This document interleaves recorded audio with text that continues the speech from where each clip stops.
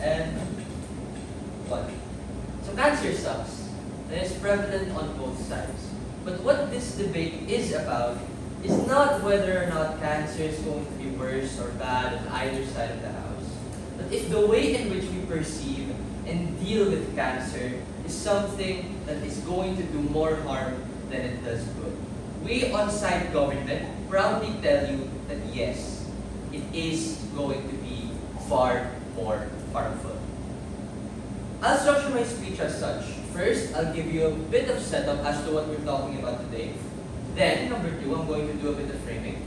Then, I'm going to go into my arguments, I have two. And then finally, I'll have weighing integrated between both of my arguments. First, key points of setup. Number one, this is a regrets motion, meaning we are going to have to look at it retrospectively and telling you why they're counterfactual or why the prevalence of these battlefield metaphors are going to be bad. And we tell you that this prevalence is going to be harmful on several levels. First, on the societal level. Second, on currently dealing with the disease or on people who are currently dealing with the disease. And third, the people who have already passed away from this type of disease. Number two, let's take some time to actually analyze the feelings and situations of these cancer patients because they're the stakeholders in this debate.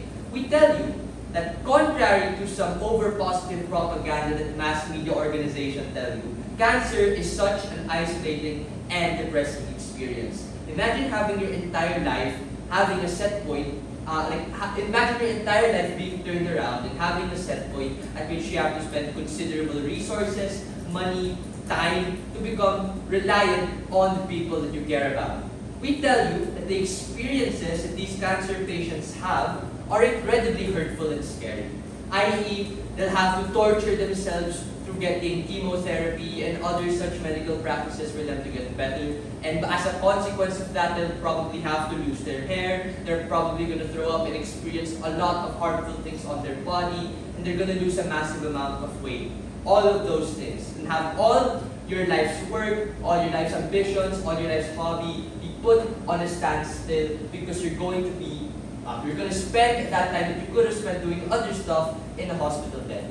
Point is, at that point, when you're diagnosed with cancer, the first thing that you will feel is the ever-crushing burden that you have.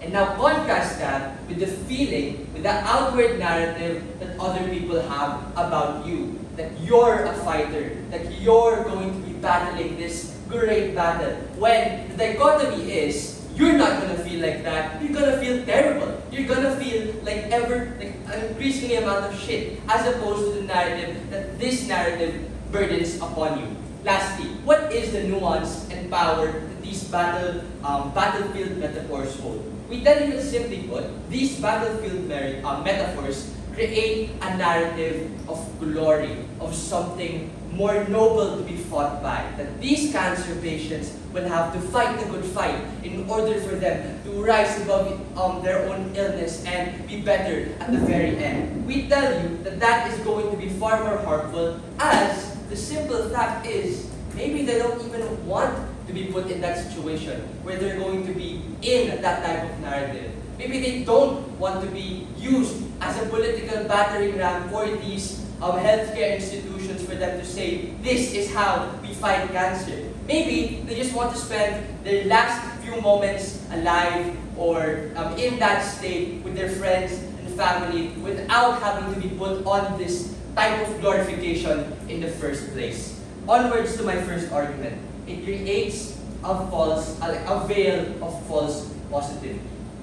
The majority of the people who experience cancer experience a mix of despair, uncertainty, and depression.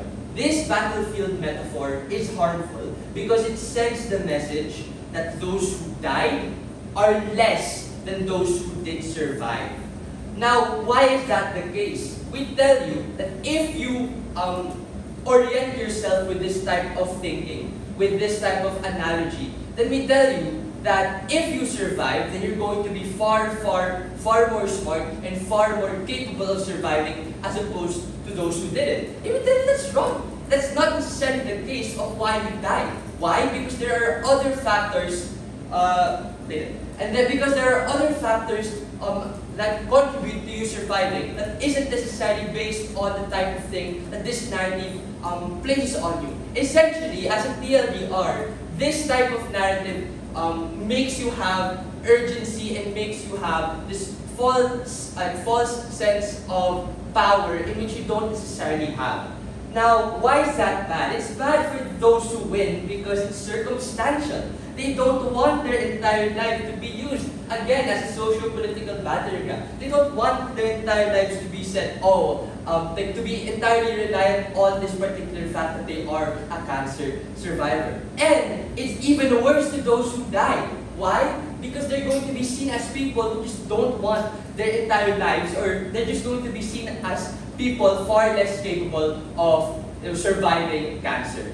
Now, actually, before 6 go. Many cancer survivors use the term winning against cancer. So should we rob them of their overjoyed glory? Not necessarily. I mean, you don't necessarily have to rob them. But what we are saying on this side is that in the vast majority of cases, you just don't need to have that narrative. It's okay for you to be happy that you survived cancer. But any more than that, like this weird nuance of glorification just does a lot more harm. Number 2, it's a coping mechanism for families that are largely very much so selfish. So who are these? Patients who have cancer are going through the visceral experiences of these things by themselves. Family, friends, and society can only go so far, and empathy and love is farthest that they can go. They are not the ones going through radiation and chemo, which is essentially torturing yourself with the hope that you can eradicate these malevolent cells. This is a traumatic experience, and the metaphor of being on a battlefield is parallel to what generals use to push their soldiers to fight bloodier and longer wars. This presupposes that these cancer patients want to be empowered in this way. However, we need to understand that people exist on a spectrum of emotional sensitivity. Some may be motivated by that, some may not. We tell you that those who are stronger and more resilient are likely to be strong regardless of having this metaphor. But the heart is on that those who do not consent to being motivated this way and are likely not pressured into and are likely even more pressured into having to get more chemo and radiation even if they can't afford it and don't want it. It's crucial to understand that this selfishness, which is the guise of an illusion of positivity, undermines what patients want and needs, all for the sake of making society and families feel better in order to deal with these realities. With all that said, proud. Question.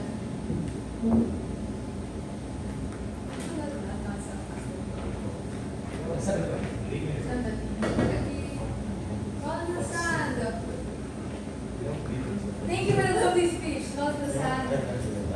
Opposition side LO.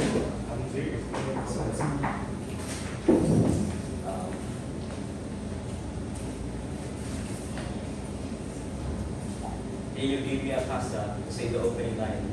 Yeah, I gave you that. It's a red flag. I'm Muslim.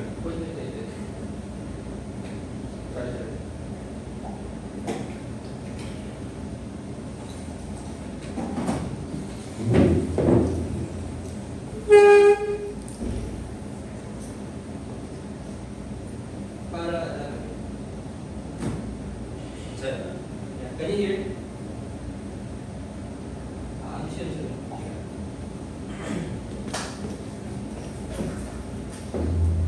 Debate starts in 3, 2, 1. This debate is a tug of war between the internal struggle, the jihad of cancer patients who are actively facing this widespread issue. Cancer needs to be actively defeated. For the lives of many, an unkillable hydra that perseveres even through the years of sacrifices. We want to instill a sense of hope in these patients. Even if this is just a false hope, the placebo effect that this gives is ultimately better than giving up this battle without even attempting to go forward from the start post.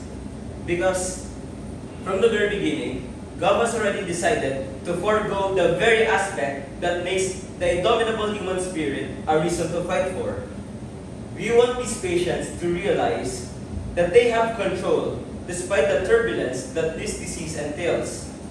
Actively repairing the sense of control that they have in their lives, we would prefer an active fighter who continues to prevail while being near death's door than to leave a patient drowned in the constant intrusive thoughts of the mind, because we have decided to take away an aspect of human nature that leads us to move forward. Using these terms are not only beneficial for these individuals, it empowers solidarity between cancer patients suffering yet fighting. They are not alone, showing and empowering the indomitable human spirit. Condemning this aspect of the human spirit is an injustice to the lives of these individuals. And at this point, I don't understand government in this side of the debate, saying that chemotherapy will make you lose your hair or not, and will make them suffer in the long run, or it takes away life's hard work. But this is a debate on life or death, and ultimately, we want this individual to survive even through the struggles that they will have to go through. Iwan. If I am a child and I have stage 4 terminal cancer, and even if I fight, it's going to be moot because I'm going to die, don't you think that the prevalence of this narrative will make me a loser? What was the... If I am a child and I have terminal cancer, and even if I get treatment, I'm going to die, don't you think society will label me as a fallen soldier or a loser if I'm unable to fight? So, in this debate, we are actively supporting the use of war terms, and by saying that if this child dies, they would be a loser, and saying that they just lost the war, this isn't negative, but this puts them in the light that they were always fighting for what they want, which is inherently the life that they want to live. And going back to my arguments, Gov mentions, what if these people don't want to be put in this type of glorification? But it undermines the life of those people who actually want it, intrinsically, who want to move on and only continue living. Gov dives in this case with a veil of negative assumptions, as if all these individuals are depressed and prolonging it would only cause more suffering.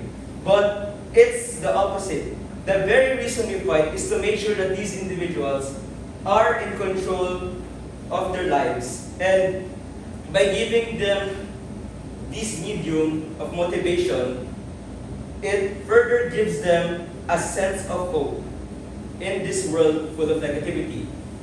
What's wrong if it's a coping mechanism? They are their family, their foundation in life. This is life or death. And even if it is a coping mechanism, it's still better than forgoing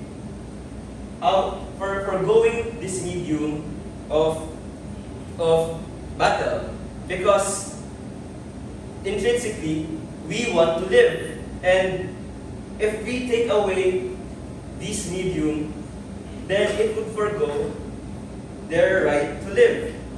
And okay, go.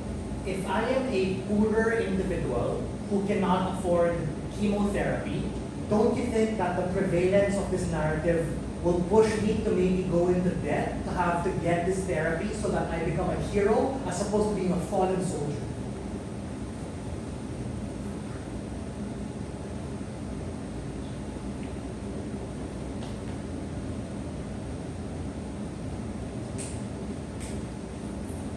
What's the question again? Sorry.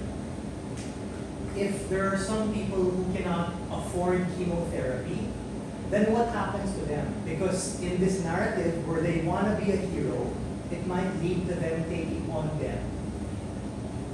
Okay, in this burden, we are pushing for the fact that we want them to fight for their lives. And if we take away this aspect, then it will only be a fuel for more harm in the long run, because now they don't even have a foundation to want to live. So they'll just die faster and it would significantly harm their family, even though they have plenty of time to possibly curb this disease. Okay, now as for the issue of valor, okay, even if this patient didn't live, at the very least, I want to be remembered as a fighter. And it's depressing to see that if we take on government's idea that I would just be remembered as this person that died of a disease that they could not control. And I would rather be a fighter than just a victim of disease, because frankly, it gives me more reason in wanting to push forward. And government, opposition is probably the host. Thank you for that lovely speech. So now calling on the staff, DPM.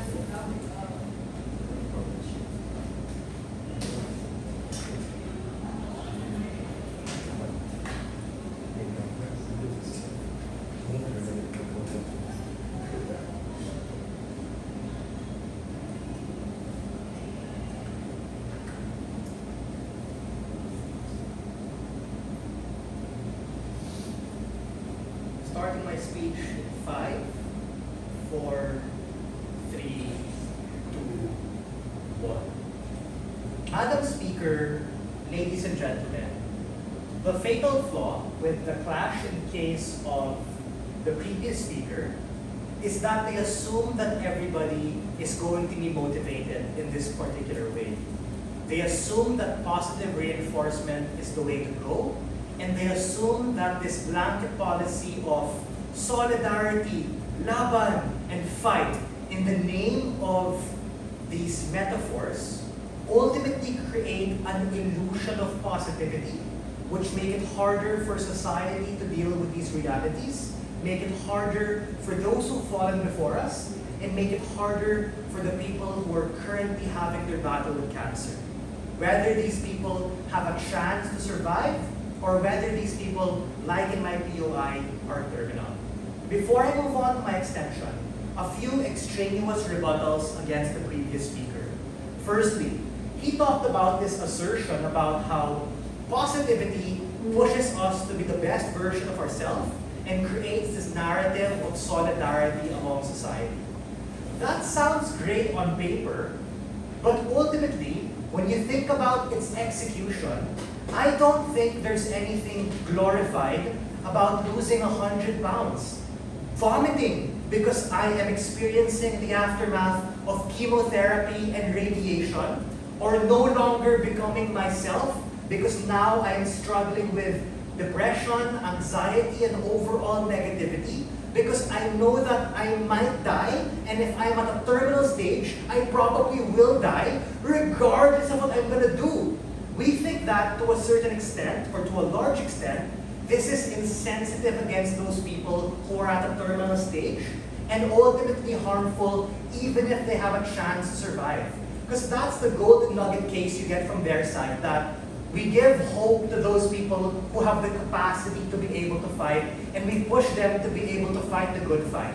But we think that this is more likely to do more harm than good, because it creates, or it robs them the capacity to have consent and choose. Because if they don't want to fight, because they just don't want to, they don't want to go through these visceral traumatic experiences, they now become labeled somewhat less. That is the consequence of this hierarchy that you create, where there are winners in battle and there are losers in battle, which is something that you get from Jaron when he talked about how there's ultimately different planes of reality that exist. Secondly, I'll take you in a while, we think that there's also this deadlock, right? Wherein it's bad for those who don't want, it's good for those who do want. But Jaron already told you how people exist on a plane of emotion and aren't motivated in those particularly equal ways. And if the benefit that we get on their side is that we die with hope It's more likely that people die delulu, ladies and gentlemen, not knowing the reality, not knowing that these things are expensive, they could go into debt, and all of those things. Yes, sir. You said earlier, what if they don't want to live? What if they don't want to fight? So, does that mean we should not incentivize them to have life or to fight for life? We think that even if we don't have this metaphor of using the battlefield kind of narrative, people can still choose to fight if they don't want to, simply because, Mr. Speaker, those who are already positive, those who have a thicker skin, those who are stronger than others, regardless of any kind of narrative, are gonna fight that good fight either way. The harm that happens on their side is that people who are at the fence or people who don't want to fight are now facing this pressure that they have to because they have to preserve their legacy. They don't want to be labeled as someone weak or someone who fell to the wayside. What is my extension?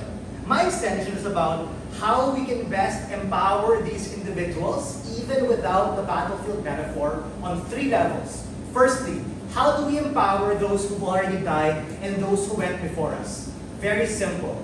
We let their legacy last and we give them peace. These people may not consent to being used as a socio-political battering ram for the Big C campaign against cancer, and we think that we have to respect those wishes and not retroactively assume that these people are going to be less just because circumstantially they've fallen before us. Secondly, those who are currently struggling, right? And we think that this is the most contentious part of the debate. Those who have the chance to be able to survive if they get treatment.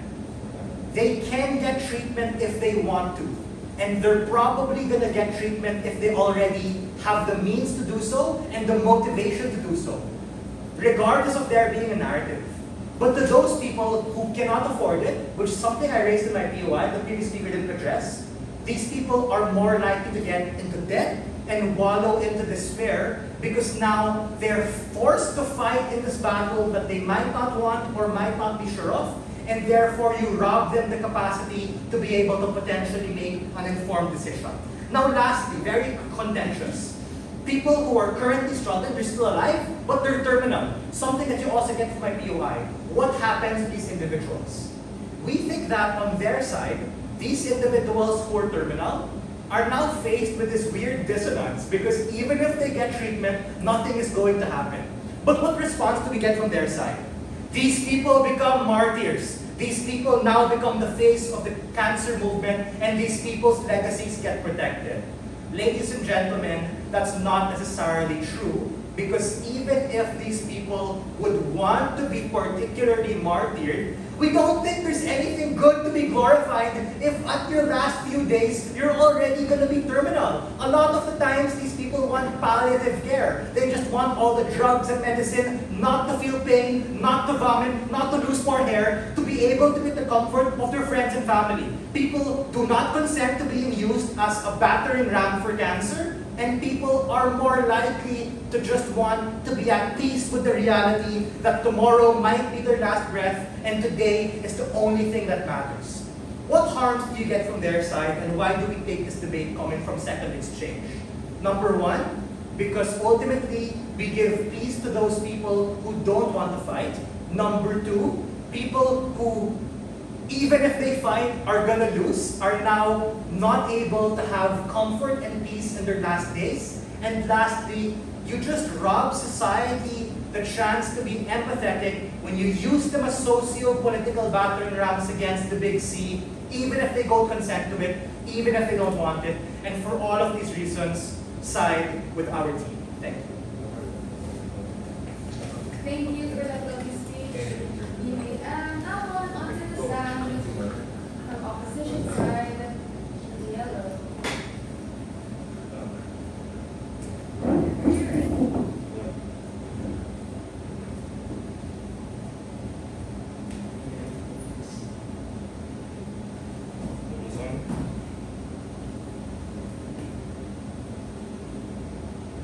Starting my speech in 3, 2, 1.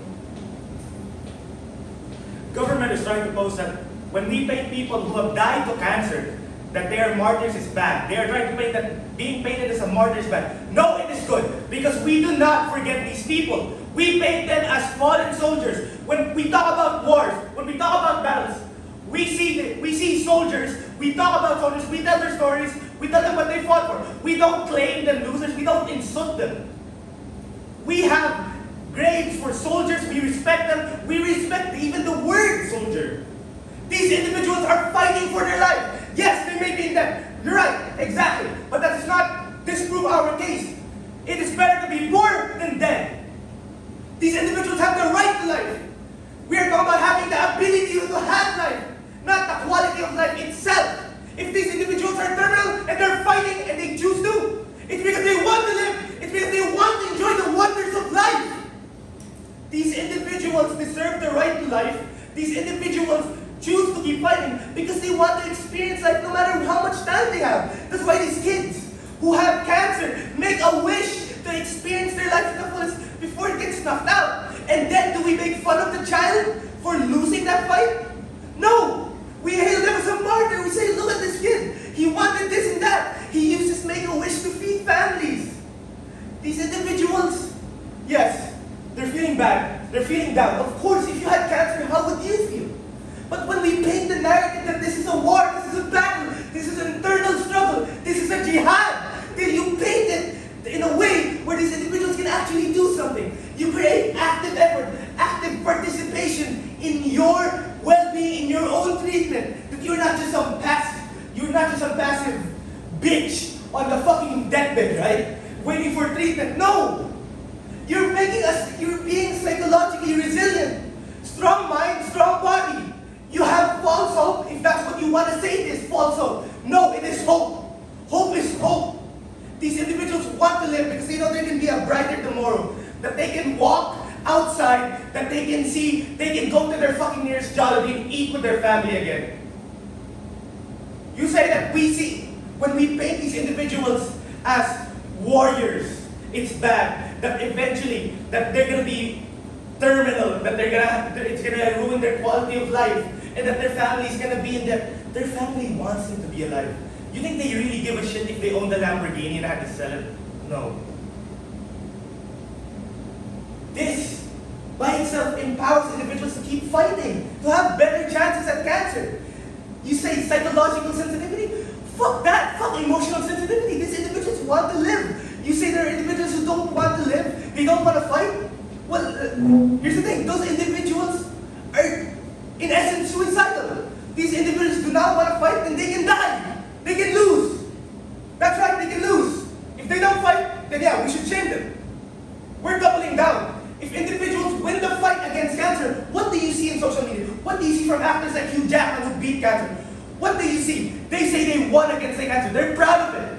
They've overcome something great. And they receive that valor, they receive that glory, they're overjoyed. They have a better sense of mood. Yes, I'll take it POI. So if I don't want to get chemotherapy because I don't want to be able to vomit, then why should society be the one labeling me as someone weak or strong just because I make that personal decision? I'll tell you why. Because you purposely choose to give up. You're choosing not to take the treatment. We're offering you the ability to have life, and you're saying, no, fuck that, I don't want chemotherapy because I'll go bald. No, we want you to live. I'm not gonna back down and say, oh, because of that POI, I'm going back to this. No, we're doubling down. You are a loser if you do that. We want you to live. You need to put effort, active effort. Individuals can change their diet. They have to follow diet. They have to be consistent. They have to actually do things. They're not just patients on the deathbed, as I mentioned. These are individuals who themselves are making themselves strong while they're trying to heal, while they're trying to get better. This ability to want life, to crave for life, to fight for life, this overshadows your emotional sensitivity bullshit. So you're right, the people who want to live are actively going to fight for their lives. But what happens as a result is that the people who can't fight will be led to the situation which is going to force them to undergo years upon years of torture and pain through chemotherapy. Why should we make them pursue that amount of pain? A person can't fight. See, here's the problem with a POI. Now, where do you determine who can fight or not? By fighting in this sense, we're talking about the spirit, the internal struggle, the will to live, to want to pursue your treatment.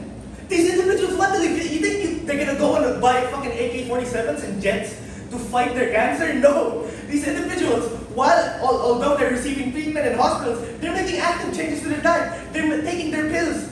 They're doing this and that to ensure that they have better lives, to increase their life, to win, to fight. We live in a generation now where there's a saying, we can't end on a loss. They want to win, they want to fight, they want to live. This is the ultimate end. If you die here, there's no more. People inherently want to live, and if you don't want to live, well, that's wrong. That's wrong. Not only is this idea of emotional sensitivities bullshit in this argument, there's also the issue of language, which nobody talks about. Okay, we don't use the term fighting, battling cancer. Okay, what do we use? Outlast? You overcame cancer? You're an overcomer of cancer? A cancer overcomer? No. In this scenario, where you're fighting something, where you can actively do something, such as fight cancer, oh my God. You are a cancer survivor, and you deserve to be glorified as such. You deserve to receive the praise as such.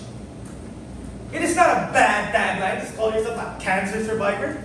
I'll take your POI. So following your logic, should people who committed suicide be labeled as failures of society because they chose to take their own lives? Yes, because they chose not to live.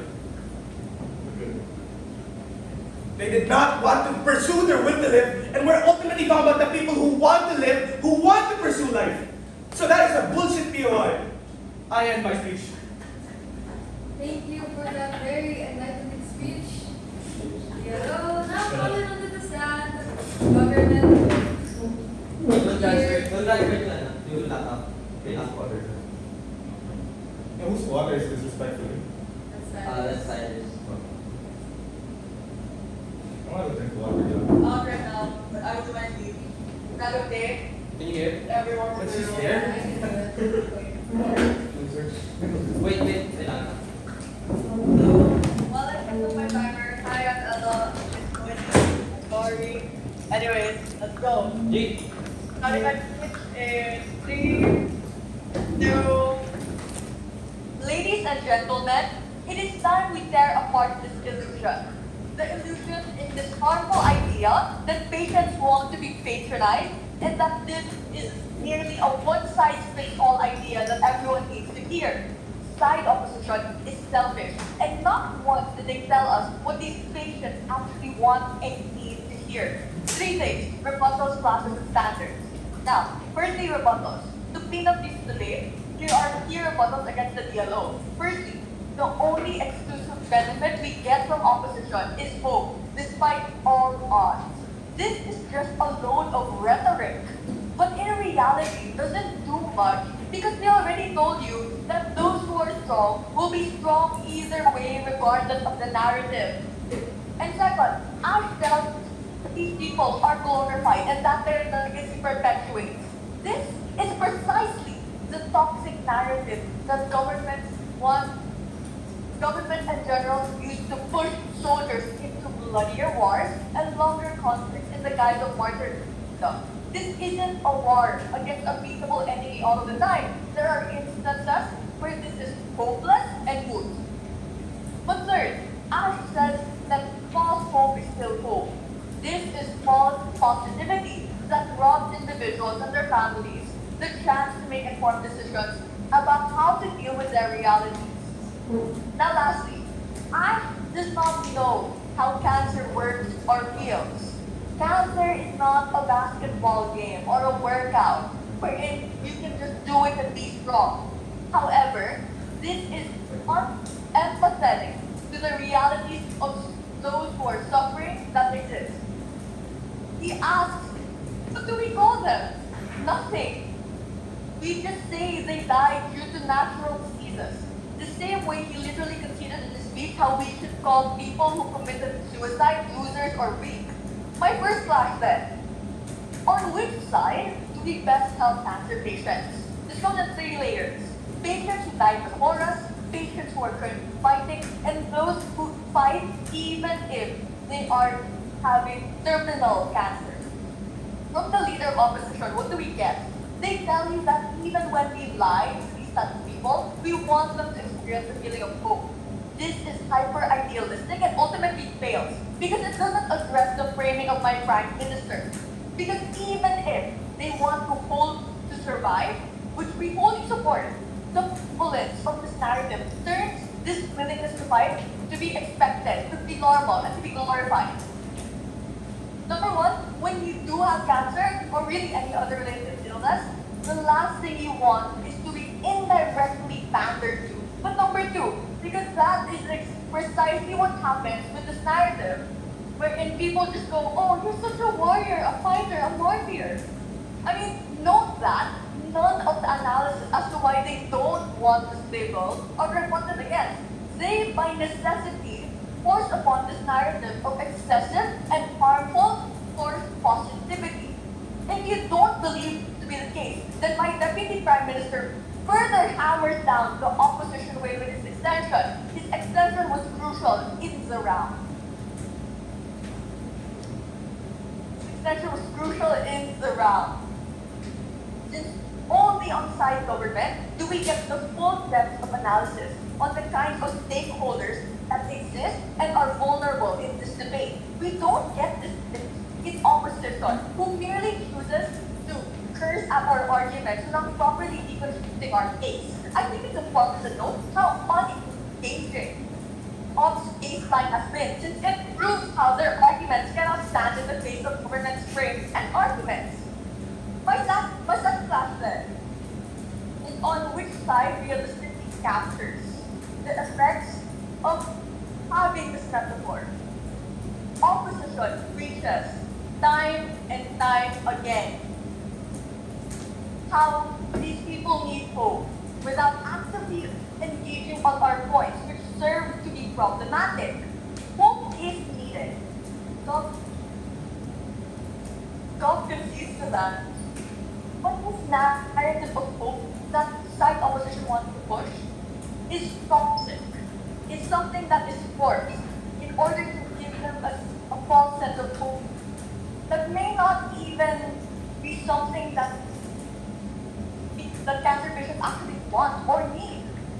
I think we need to understand that only on our side of the house did we realistically set a frame and set proper arguments that detail to you why we think this metaphor should not be used at all. So, before my standards, are there any POIs?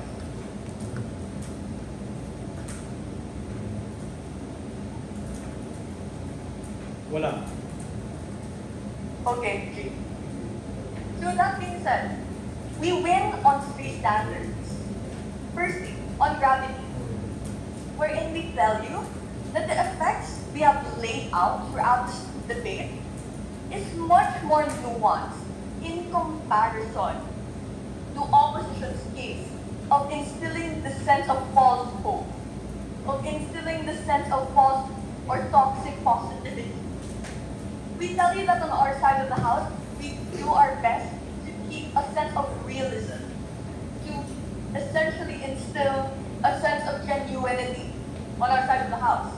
But secondly, we win on the metric of actor interest. Because only on our side of the house do we truly address the fact that not all cancer patients want to be patronized, want to be called survivors, want to be called whatever society chooses to call them. But lastly, we win on the mere fact of scale, wherein not only did we tackle cancer patients, but we also talked about the people around them, wherein we were able to discuss how this narrative is used by the families, the friends of these individuals to merely cope, and how this becomes a toxic cycle, not only to the families who are selfish in using these metaphors, but to the patients who might not even want to have this metaphor constantly hammered down to their face. So for all those reasons and more, proud to propose. Thank you for that lovely speech, opposition whip. Now calling onto the stand, government whip pala. Now calling onto the stand, opposition whip. And since Tyler isn't here, we call onto the stand whoever is going to step in his place as opposition whip. You know what I mean?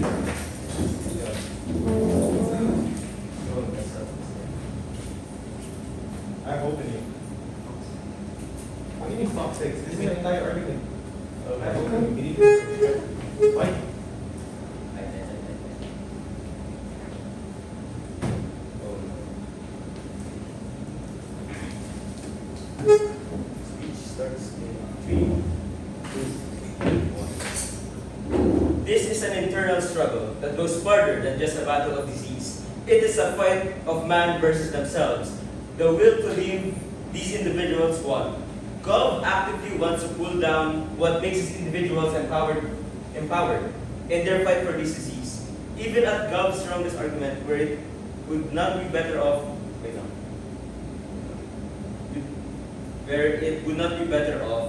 this is injustice. Injustice to those who do want to live and become better. Stronger, emotional sensitivity does not apply to this case. Words like toxic mindset does not work here because we want to actively create an environment where these individuals in a fight with cancer become emotionally resilient for themselves and for their family that they want to keep happy. This narrative that Gov gives that it only harms the lives of those who are fighting this war. But what do they have to lose? In Gov's case, they are individuals who are terminally ill. So would it really be fair to these individuals to withhold their right to cope through the scope of an ongoing war for a prospect of a better future, than to rot in their room with their negative thoughts that only lead to both their death and being unsatisfied for being chained on an unescapable fate that they have no control over. The stakeholders ultimately want these people to live. And if they were to value their money more than the lives of these patients, then they are inherently morally wrong, and they are not good stakeholders. We win in the side that the majority actively want to fight this battle. If we were to undertake the narrative that these individuals that don't want to fight cancer, then they serve as negative role models for those who do want to fight against this disease.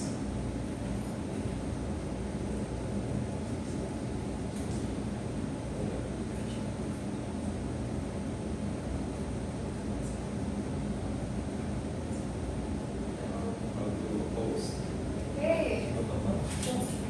Thank you for that lovely speech. Opposition. We're now calling on to the stand. Opposition reply. Opposition reply. Calling on to the stand. Oh, yeah. Opposition I reply. really just forgot about that. I'm so sorry. I really forgot about that. I'm sorry.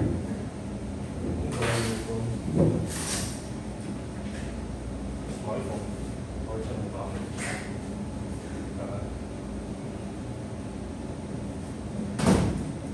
Ladies and gentlemen, we all believe that we, as OP, should win this case because we have valued the lives of these individuals more than bullshit emotional sensitivities that try to push this woke narrative that these individuals care more about their feelings than their ability to live. Government has said that we don't care about the stakeholders, that opposition does not talk about the stakeholders, that opposition do not care about the losers of this struggle, of this fight with cancer, as it is rightfully to be termed as so. But we have shared our sympathies. We have said that these individuals are martyrs, these individuals need to be praised. And we have also said that by pushing this woke narrative where we should care, oh, we don't want to live anymore, that these individuals will inherently serve as bad role models and that people who have cancer will be demotivated to fight cancer. And we already talked about the placebo effect, how it can actually create psychological resilience. And it has been noted in studies that psychological resilience, that the placebo effect itself can help improvement in the well-being of patients. And this can extend to cancer. We ultimately want to push, as opposition, the ability to have life, rather than this quality of life that is being pushed by government. We believe that this is a better focus for this debate.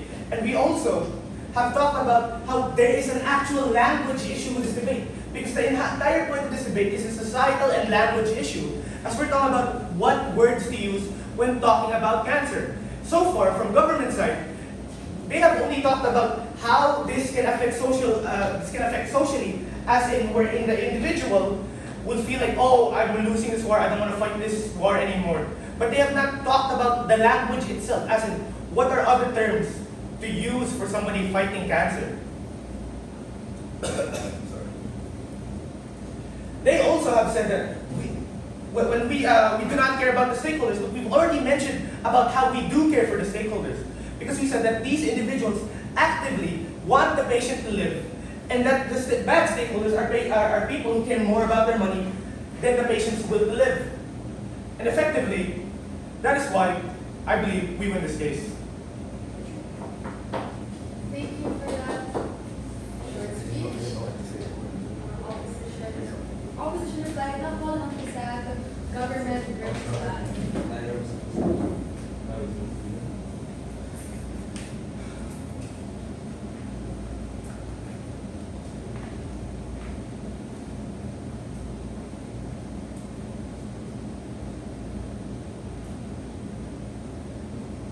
Starting my speech in 5, 4, 3, 2, 1. Madam Speaker, ladies and gentlemen, in this speech, I'm going to tell you why, even if they have hope, opposition side cannot take this debate.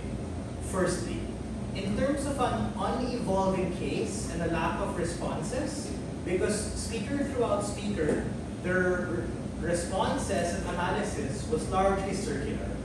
It was rhetoric and impact about hope amidst all odds and martyring those who fell on the wayside because they were terminal or because they, out of circumstances, weren't able to make it. And we think that on paper that sounds good, but it does not respond to the analysis and preemption that we already gave about number one, people consenting to being used as this particular narrative, and number two, the capacity of people to actually fight the good fight. Because I think Ash would make a brilliant football coach, but a terrible spokesperson for the Cancer Association, simply because mind over matter can only go so far, and there are realities of dealing with this disease and aftermath that result as a consequence of getting radiation and chemotherapy. We outside government were more strategic. We're not here to make our burden harder. We're simply here to prove to you that retroactively, this use of language, as to what they put it, just is a bad idea and does more harm than good in terms of metaphor. They asked the question, what are you then gonna call them? Like what we said, nothing. They died out of natural causes, the same way we respect people who committed suicide, the same way we respect people who died in battle. It's only on their side that you get this large, skewed, falsely polarizing narratives of winners and losers, the strong and the weak. Secondly, even if we steelman their case at their best and take them at their best, which are essentially the benefit of this narrative of hope, the harms or the risks just outweigh the benefits on two levels. One, the idea of debt and how people who don't have the capacity are forced into a financial situation wherein they have to get treatment. And number two, this unnecessary stress and pressure wherein people who don't want to get treatment are now coerced into having to get treatment because they want to preserve their legacy. It's a valid choice to make to just get palliative care, to make your last few days, weeks, or years comfortable and not having to be forced to get chemotherapy and radiation. Their side takes it first. Thirdly, and lastly, they were just unempathetic to the reality of cancer and the stakeholders. And I don't mean this in some progressive left, social justice woke way that they accuse of. It's just understanding how cancer works. The very fact that this is a different kind of disease wherein we don't have a cure just yet. This is a very different kind of disease that, as rampant as it is, as many people as it kills, it still isn't cheap. Chemotherapy and radiation, like what we told you throughout our speeches, continue to be inaccessible and continue to be expensive. Lastly is in terms of burden fulfillment, because our side defended to you the counterfactual very clearly and consistently. We told you how, looking back retroactively, society would be better off if we didn't have this toxic narrative of the words we use and the narratives we use in terms of battlefield metaphors. Battlefield metaphors are dangerous because it pushes people to do things they otherwise do not want to do and otherwise cannot afford. And ultimately, from my speech, which remains unresponded to, people who are hopeful and strong as their side champions can still be optimistic and strong regardless of what narrative you use. You get that preemption from Gerald in his speech, where he told you how people exist on a plane of emotion, and those who are strong are likely to be strong. We're here to cater to those who are weaker. We're here to cater to those who are depressed. We're here to cater to those who are anxious. Thank you. We cater to winners. Thank you very much. When Captain